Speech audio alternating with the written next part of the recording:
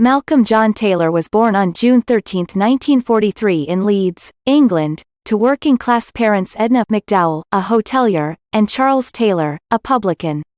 His father was an alcoholic. Malcolm hated his parents' ways. His father was keen to send his son to private school to give him a good start in life, so Malcolm was packed off to boarding school at age 11. He attended the Tunbridge boarding school and the Cannock House School in Eltham, Kent.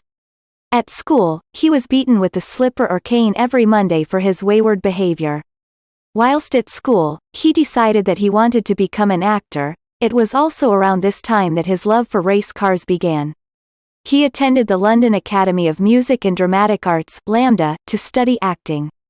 Meanwhile, he worked at his parents' pub but lost his job when the pub went bankrupt, his father drinking all the profits. He then had a variety of jobs, from coffee salesman to messenger. His first big screen role was in Poor Cow, 1967, although his 2-minute scene was ultimately cut from the completed film. Soon after, he caught the attention of director Lindsay Anderson, who cast him in the role of a rebellious student in his film If.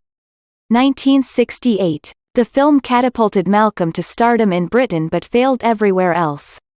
He was so enthusiastic about the film's success that he wanted to do another right away. He began writing what would become the semi-autobiographical Oh Lucky Man.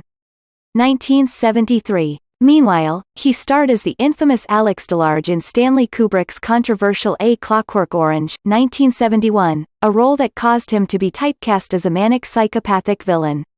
In early 1976, he spent nearly a year working on what would later be one of the most infamous films of all time, the semi-pornographic Caligula, 1979, financed by Penthouse magazine founder Bob Guccione.